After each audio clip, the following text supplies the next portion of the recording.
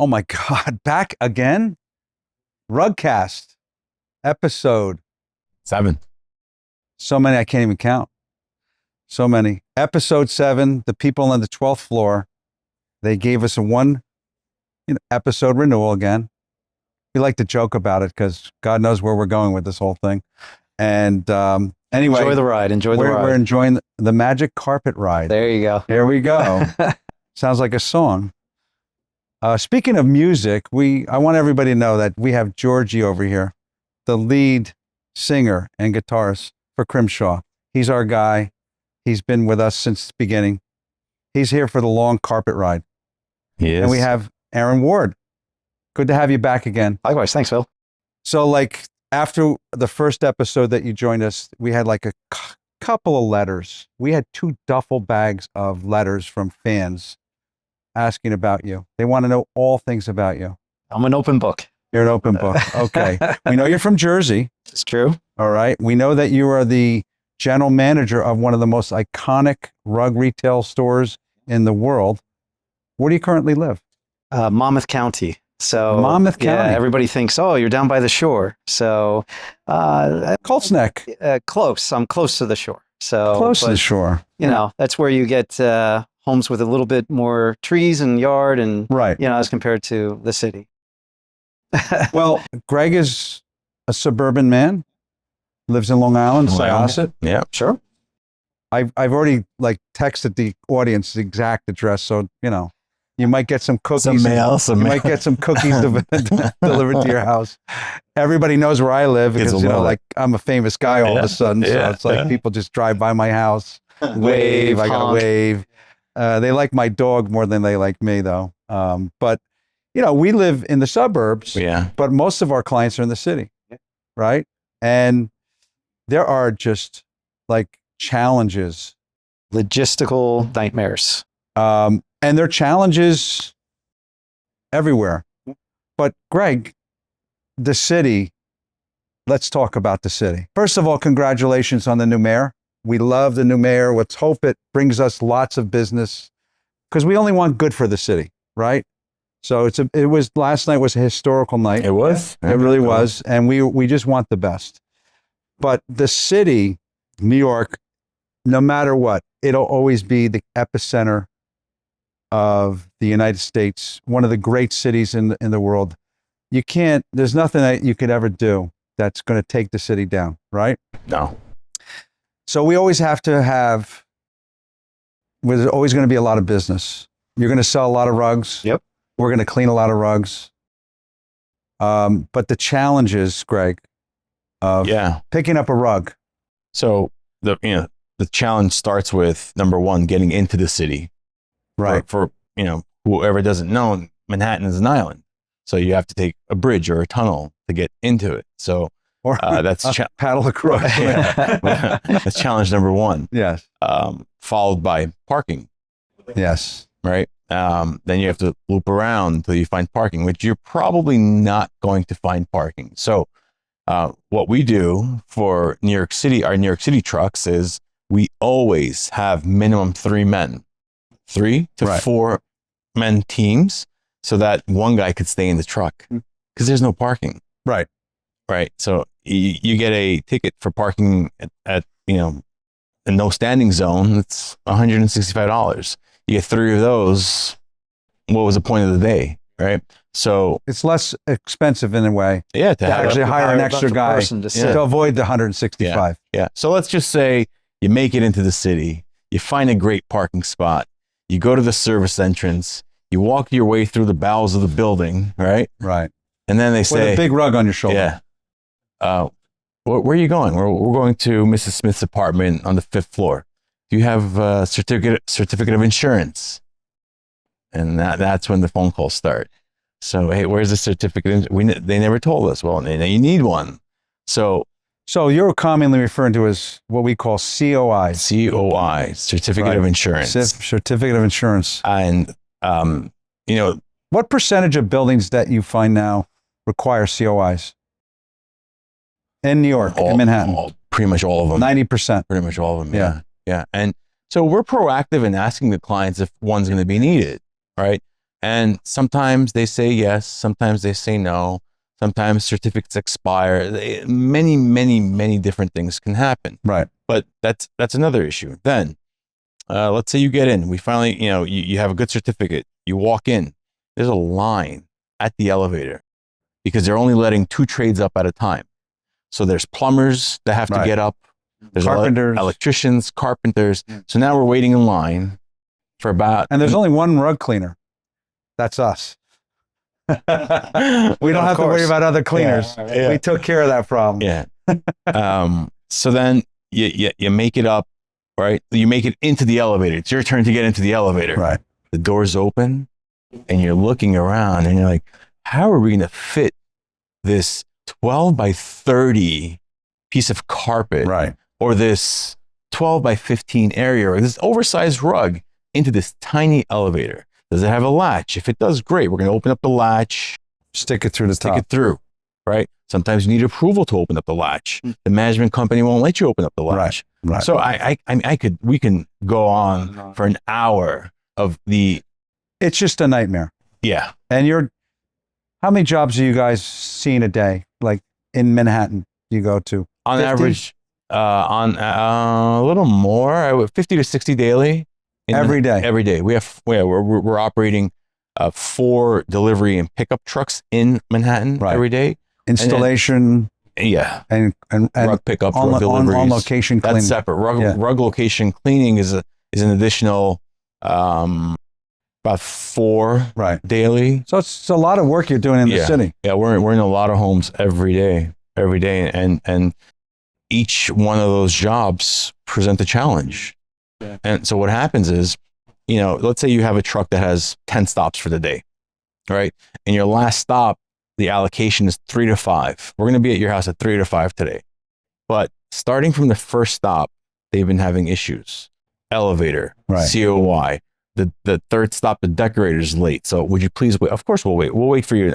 I'll be there in 20 minutes. Shows up in 45 minutes. By the time you get to stop number 10, it's 5:45. And you've just been fighting through the day trying. And all the buildings do shut down at a certain hour? 4 o'clock. Most of them at 4. Yeah. Some have later if it's not a doorman building, but most of our clients are in doorman buildings.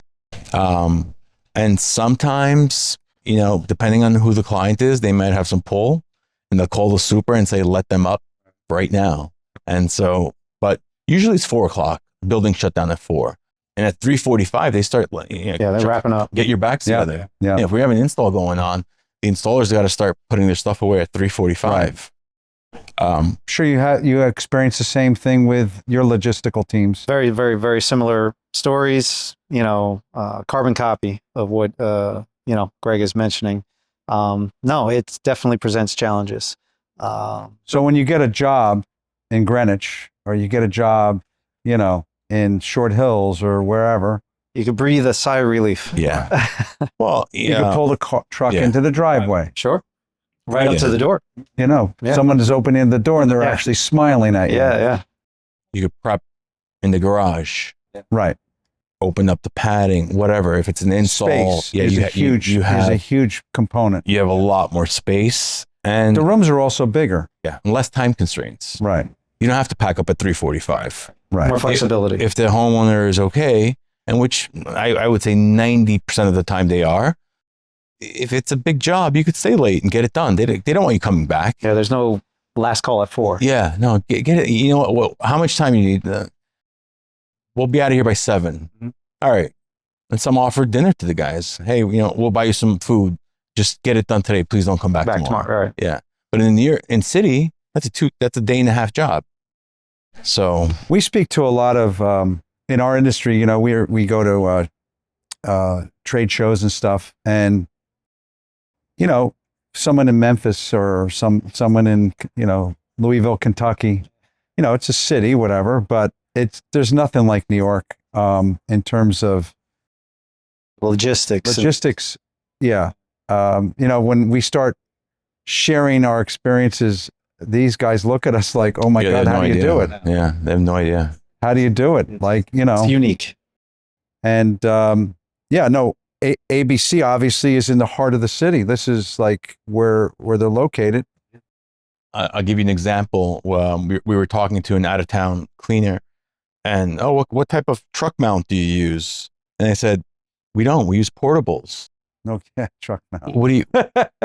And he says, how do you, with the truck mount so much better? I said, how do you get up to the 45th floor Right. with a With a truck hose. mount? How many feet of hose do you need? And he's like, oh, that's right. Right. You guys go up high rises. That's We correct. cannot use truck mounts in the city. You have to use portable machines. And so we take a portable machine, we go to down up to the 45th floor, clean the carpet, dump out the dirty water, come out, job's done. Didn't you do the delivery of that one rug on the new World Trade, the Freedom Tower, the penthouse? Yeah. That was, I remember, That was it was like 10 guys. It was crazy logistics. Yeah. That was one that took a lot of logistics. Huge tufted rug, like It 40 was like by- white too, right? It was like Yes, a white color. yes, Yeah, I remember that. I remember Oh that. my God. Yeah. Not forgiving. And you had to, we had to do something with the elevator had to be decommissioned for like several hours because they had to put the carpet here. They had to disassemble the top because the carpet was like 20 some odd feet and it had to Yeah. stand up, and then it had to go the floor below, and then the crew had to pull it out of the elevator to get it onto the penthouse floor. It was only in New York. Only. We've had the crane rugs in, Right. Have Have you ever had to do a delivery by crane? Actually, one time in Short Hills, In Short Hills. believe it or not. Wow. Yeah. It would not fit up the staircase, and we had to put it through the primary suite from the balcony and through the window. Yeah. That's a good problem to have. Yeah. A rug won't fit through the front door. Just one time. That Yeah. that was a very unique one. Yeah, we've had to do it in the city, and it was the last one I remember was on Fifth Avenue, and just watching the rug go up. It was a big crane because they were bringing all the furniture. Yeah. Piano And in so, probably. So I said I have to be there. I have to watch this go down because they're going to tie up the rug, and at that point you're giving the crane operator and his team possession of the rug, right? So now it's on them. I'm like, if something goes wrong, I want to be there to see this. Yeah, I don't want to get blamed for this. And it's just, you see this rug wobbling up to the 21st floor. It was quite amazing. And the commentary from the passerbys, what is that? They don't know what it is. Yeah. Right? It looks pretty They're looking funny. up and they're going, they're looking up at this big, long, Right. going up to the 21st floor. I mean, things in this city have changed. I started in the business delivering rugs, and I was working with a guy that had worked for our family for 55 years. And it was just him and a helper. And we literally would do 20 stops a day because there wasn't any restrictions in the city. You can go uptown, downtown, east. That's what we say. Go uptown, downtown, east side, west side. We could do the whole city and do 20 stops in a day. Yeah. And I remember in those days, we did a delivery at the Dakota. Yeah. Okay. And the service elevator at the Dakota in the 70s, they had this hand crank. It wasn't even electric.